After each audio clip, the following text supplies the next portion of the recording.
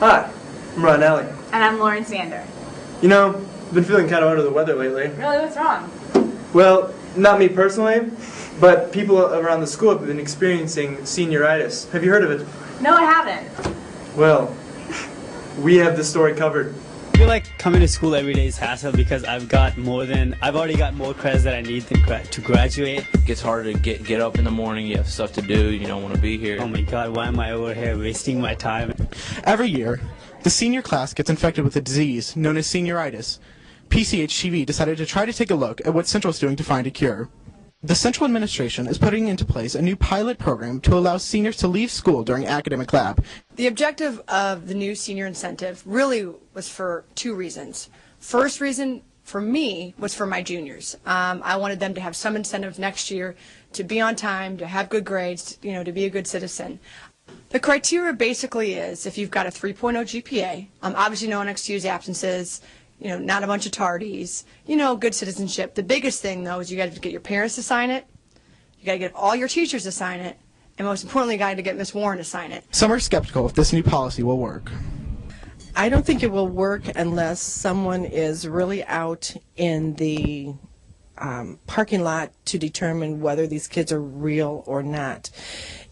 If the senior policy is to go into effect, every teacher has to get involved and make sure that they know if the student has an unexcused absence, if the criteria is being met, and I don't know if every teacher is going to do that. I think it's kind of ridiculous because, the standards they set for the ACLAB pass is just, it's too ridiculously high, like, a 3.0 and a perfect GPA, or, perfect attendance.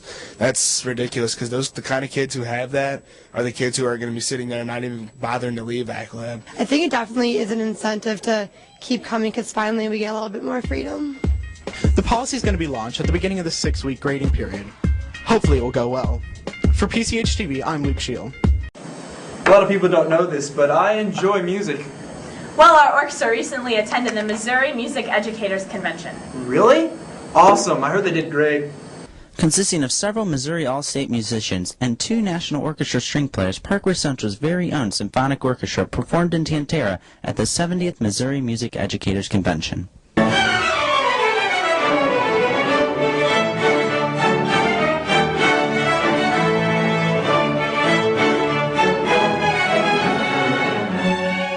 Been preparing for quite some time. Actually, it's the tape was made to apply for the contest to be chosen last spring. So last spring's orchestra prepared the initial tape, and then once we were selected in August, we began to try out a whole variety of different music to see what was going to put together. We had to put together a half-an-hour program for the state conference. Working with the students, it's really, I love, of course it's wonderful to rehearse and conduct and perform and all of those things, but just the whole relationship with the students. I feel so lucky as a teacher because many of my students I have for years, and some teachers only have their students for a semester or maybe a year, and I have them the whole time. So by the time they've graduated, if they've stayed in orchestra, we're very good friends, and it's just a wonderful relationship, and that's really extraordinary in my job.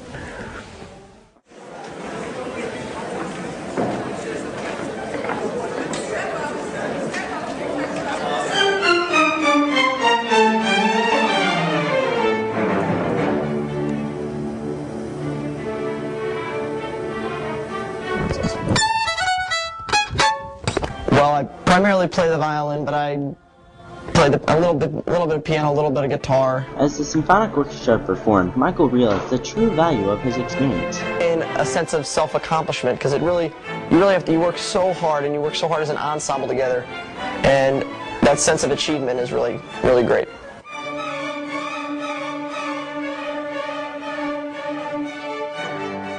We play a variety of music, ranging from American folk music. Aaron Copland's Hoedown is one of the pieces we play. We also play a piece by Ottorino Respighi that's in the time of the ancient 14th century. And we play a myriad of music at this concert. But what did this concert really mean? Conference, it made me realize how many people in the state really care about music. It really showed me that there were so many people out there that really were passionate about music, not just orchestra, but there was bands, choirs, just everything out there at the conference.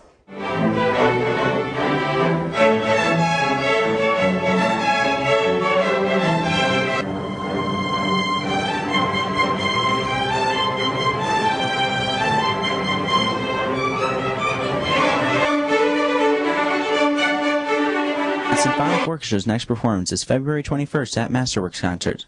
For PCHtv, I'm Justin Roth. Now back to you. Have you ever heard the phrase, click it or ticket? Yes, I have. Buckle up, arrive alive. Yes, I have. Do you know what these mean?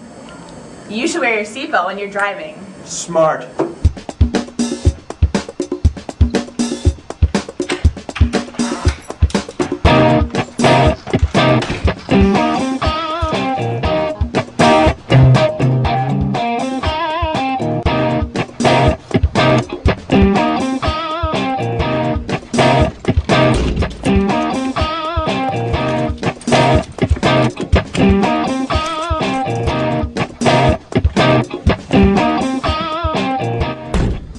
Ready? You gonna put your seatbelt on? I don't need a seatbelt. Alright, man, whatever. According to traffic safety researchers in the National Highway Traffic Safety Administration, seatbelts reduce a person's chance of dying in a crash by 45%, but being injured by 50%.